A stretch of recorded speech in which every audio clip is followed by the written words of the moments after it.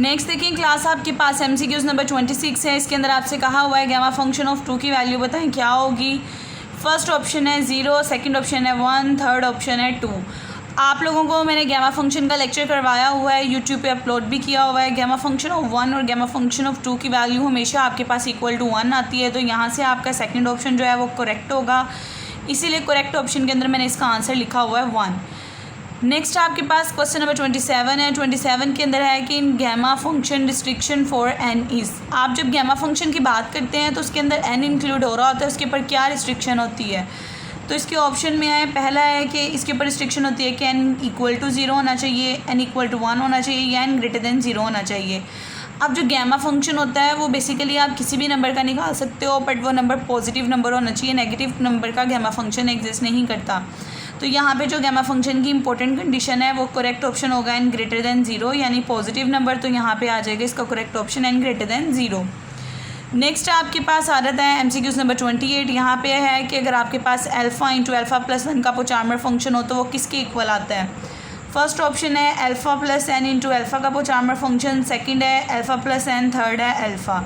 इसका correct option आपके पास ए ऑप्शन है। इसकी मैं आपको फॉर्मूला भी दिखा देती हूँ, इसका प्रूफ भी मैंने आपको करवाया हुआ है, वहाँ से इसका आंसर जो है वो ए ऑप्शन आएगा और ये करेक्ट ऑप्शन के अंदर आंसर लिखा जाएगा। अभी मैं आपको इसका प्रूफ दिखाती हूँ। ये देखिए स्टूडेंट्स, जब मैंने आपको लेक्चर नंबर 5 करवाया था पोचार्मर सिंबल का, उसमें जब उसको थोड़ा सोल्व किया था, डिडक्ट किया था, वहाँ डिडक्शन करने के बाद एट दी एंड हमने प्रूफ किया हुआ है कि अल्फ़ा इंटू अल्फ़ा प्लस 1 का जो पोचार्मर फंक्शन होता है वो alpha plus n into alpha के पोचार्मर फंक्शन के इक्वल आ जाता है। तो ये वाली चीज़ बेसिकली आपकी MCQs में यूज़ हुई है, तो ये आपका करेक्ट ऑप्शन होगा, ये करेक्ट ऑप्शन होगा। डेट्स वाई देखिए यहाँ पे ये वाला आंसर करेक्ट है। इसके बाद नेक्स्ट आपके पास MCQs नंबर 29 आ जाता है। यहाँ लिखा हुआ है the solution of Hermite equation is known as Laguerre polynomial, Legendre polynomial या हर्मिट पोलिनोमियल। अब देखिए ज़ाहिर सी बात है, जिसकी इक्वेशन की बात हो रही है उसी का सोल्यूशन निकलेगा। हर्मिट इक्वेशन की बात हो रही है तो इसका आंसर भी हर्माइट पोलिनोमियल ही आएगा, तो इसका करेक्ट ऑप्शन सी होगा। और वो यहाँ पे मैंने करेक्ट ऑप्शन के अंदर लिख भी दिया है कि इसका आंसर हर्माइट पोलिनोमियल है। नेक्स्ट आपके पास MCQs नंबर 30 है। 30 के अंदर कहा हुआ है parametric solution of Bessel function are of. आप जो बेसल फंक्शन का सोल्यूशन निकालते हो पैरामीट्रिक, वो किस टाइप का होता है आपके पास, ऑर्डर n-1, ऑर्डर n या ऑर्डर n+1। बेसल फंक्शन की आपने जो इक्वेशन देखी है वहाँ आपके पास n का स्क्वायर इन्वॉल्व हो रहा था इक्वेशन के अंदर, और जब आपने उसको सोल्व करना है तो ऑर्डर n में वो कन्वर्ट हो जानी है, तो यहाँ से इसका करेक्ट ऑप्शन आ जाएगा आपके पास ऑर्डर n।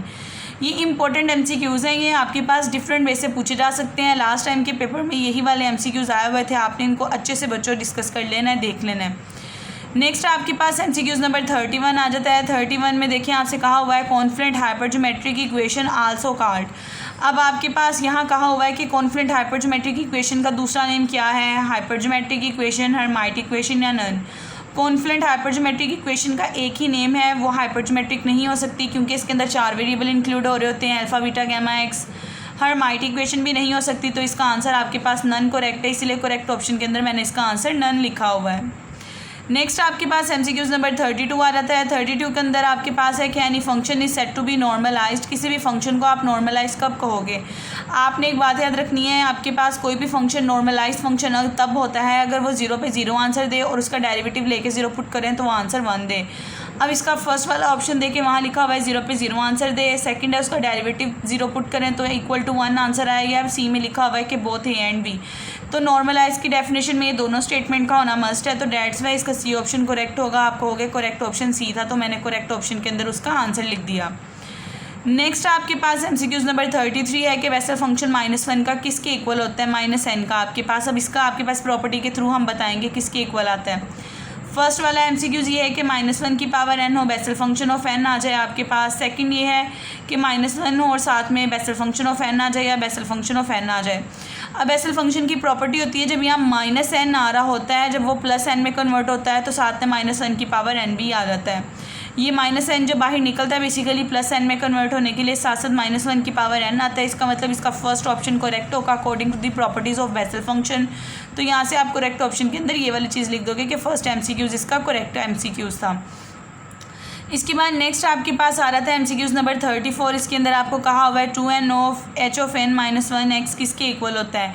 ये आपके पास हर्माइट पोलिनोमियल की प्रॉपर्टी है। अगर आपके पास हर्माइट पोलिनोमियल के अंदर 2n मल्टीप्लाई हो रहा हो और यहाँ n-1 इन्वॉल्व हो रहा हो तो बेसिकली ये डेरिवेटिव ऑफ हर्माइट पोलिनोमियल होता है। तो यहाँ इसके ऑप्शन देखिए, पहला ऑप्शन था ये h ऑफ n के इक्वल है, ये h n का डेरिवेटिव है, या h ऑफ n-2 के इक्वल है। अभी मैंने आपको बताया कि अगर 2n के साथ n-1 आ रहा हो तो उसका डेरिवेटिव होता है, तो करेक्ट ऑप्शन बी ऑप्शन होगा। तो यहाँ से आप बता दोगे कि ये ऑप्शन इसका करेक्ट ऑप्शन है। ये सारी बातें बच्चों जो हैं ये इसकी बेसिकली मैं प्रॉपर्टी से बता रही हूँ। ये जो स्पेशल फंक्शन आपको मैंने टॉपिक्स करवाए हैं उसके अंदर एक एक प्रॉपर्टी मेंशन की हुई है, वहाँ से सारी चीज़ें उठाई हुई हैं और इसके आंसर्स बता दी हैं। नेक्स्ट इसके बाद आपके पास एग्जाम आ जाता है MCQs नंबर 35 में। देखिए अब आपसे नेक्स्ट क्या कहा हुआ है।